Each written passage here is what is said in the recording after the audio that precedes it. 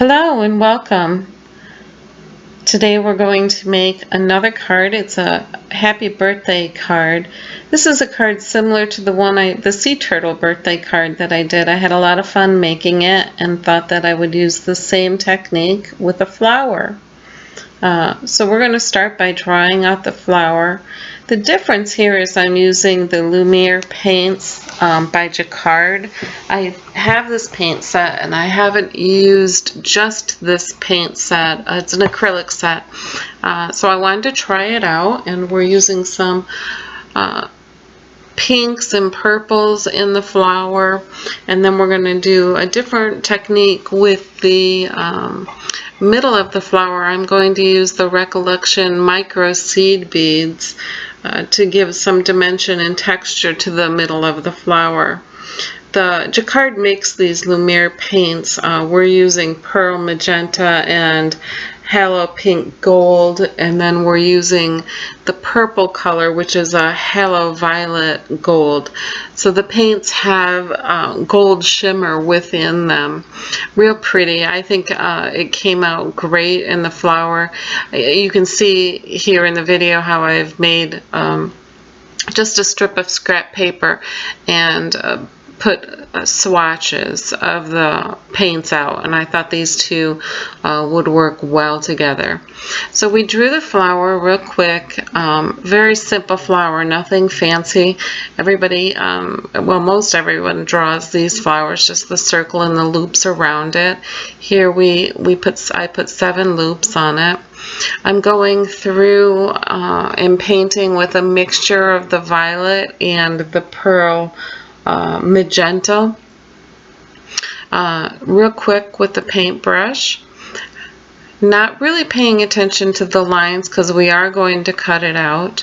And then I went back through and I added another layer of the pearl magenta on top. So the bottom's dried a little bit, and I'm putting a transparent layer, trying to get different thicknesses of the paint, similar to one-stroke painting, but I don't follow those techniques. I do need to load my brush up more than I was. I don't like to waste the paint, so I didn't put enough paint out. I probably would have worked better if I had used more paint and really loaded and saturated the brush with paint.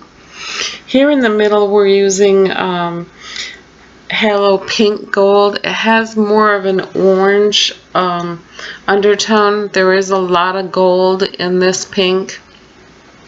So I let this dry, and then I brought my Pigma brush markers out in pink and black just to add some accents to the flower.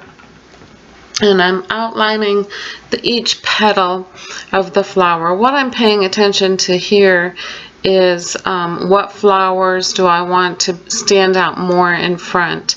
So you'll see about every other flower I highlight first, and I go all the way down to the center. Those leaves will stand a little bit more out in the project, and the other ones will lay a little bit in the background.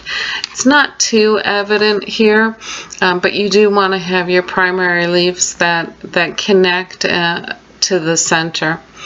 And then I thought, well, let's just highlight it with a little bit of white. So I have this white marker. I'm not even sure where I bought this marker. It adds a little bit of tone and texture to it.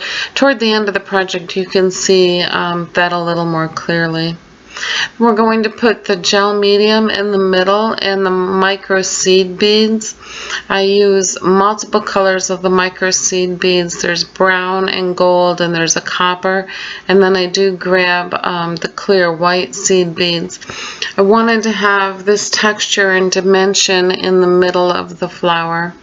And I should mention I'm using a scrap piece of watercolor paper. So the paper itself is fairly thick. It is watercolor paper, so that the focal point of the card has more strength, and it really becomes the focal point as we're setting it on the card.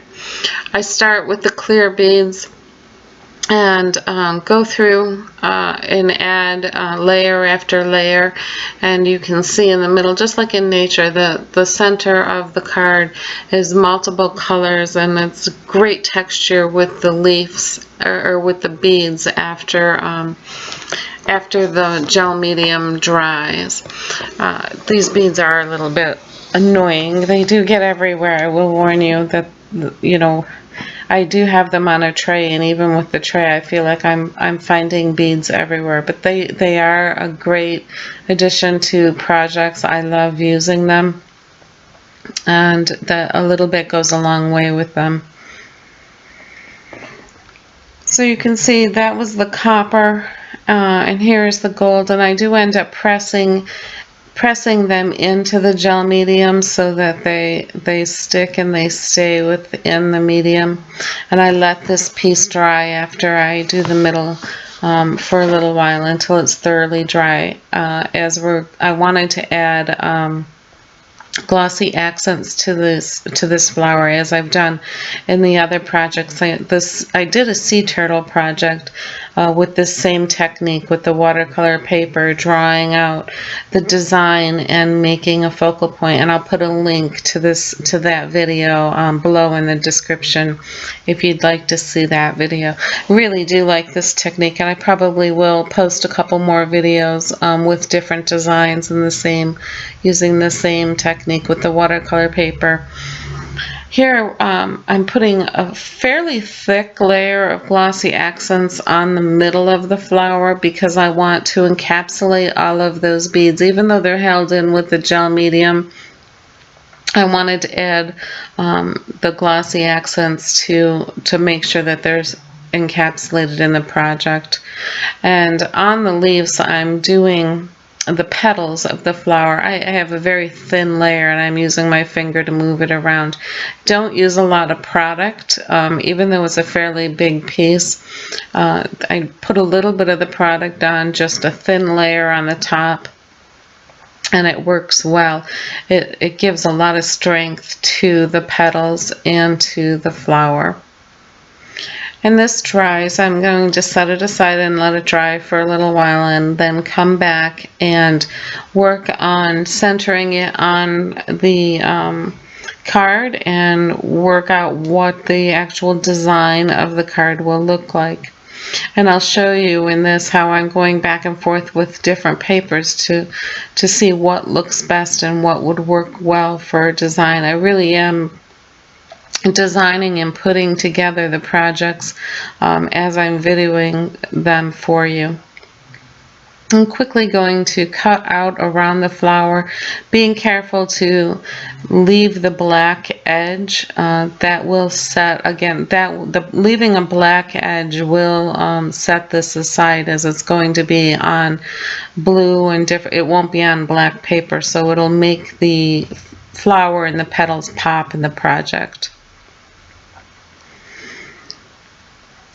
Once that is cut out, I grab my Pigma brush marker and finish off the edges. I did not want to have the white showing on the edges. And here I want to make another strip of background paper. I didn't have a piece of background paper that I felt looked really well with this, so I grabbed 65-pound cardstock, the Recollection cardstock, and I'm using the Seedless Preserves Distressed ink to add depth and texture to the pink, bring in more of the purple, which then matched very well with the Lumiere paints. I was surprised how well the Seedless Preserve matched with the pinks and the purple on the Lumiere paints that I used. And I am using the same technique I did use in a couple of my other cards. I do use this technique a lot with alcohol, rubbing alcohol.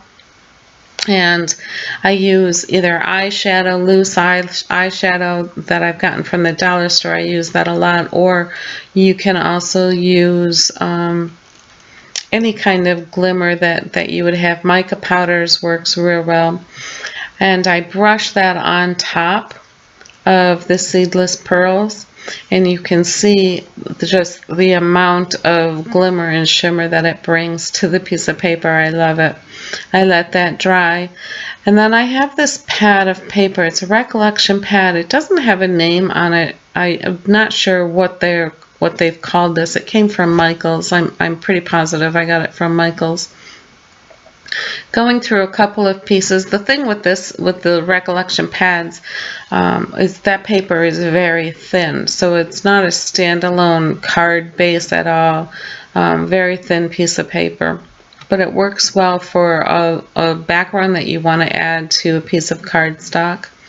I selected this blue with the pinks and the purple running through it, and cut this down to put on the background. I did end up cutting the piece of pink cardstock where we put the seedless preserves on it in half. I felt like the strip that I had was too wide for the card that I was using, so I cut that down to about 1.5 inches, and then I realized, well, that the cut edge is not finished, so wanted to come back in, quickly add in some seedless preserve distressed ink on it to finish all edges, and put that down as a strip on the right hand edge of the card. This is a top folding card, so I started the flush edge at the top and knew that I could cut the bottom and it would not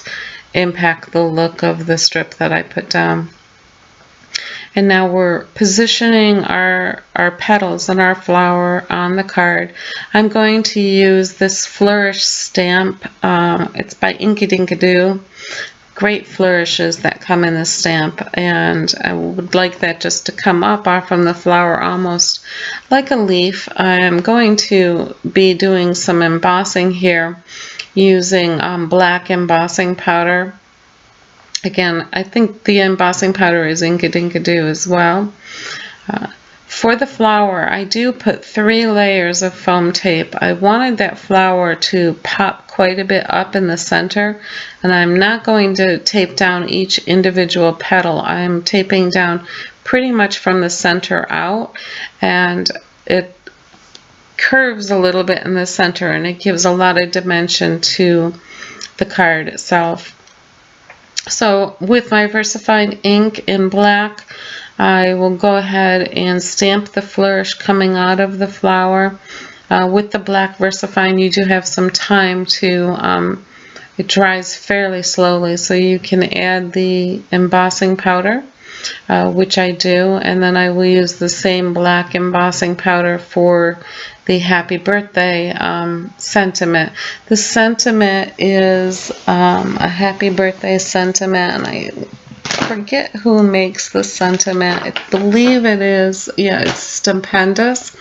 Happy birthday or birthday wish stamp pack. And we'll be using that sentiment centered in the bottom. Remember, when you have a strip on the left hand side, your center then becomes from the right edge of the strip to the right edge of the paper, so it's visually centered from that point, not from the left edge to the right edge of the card. Here you can see stamping. I did this embossing powder does stick quite a bit, and I'm using a brush to sweep away the extra particles so that they don't stick where I don't want them to stick. I will say that it did stick pretty well to the recollection piece of paper. It seemed like it collected a lot of the embossing powder where the finish on the cardstock does not seem to collect it as bad as it did on that piece of paper.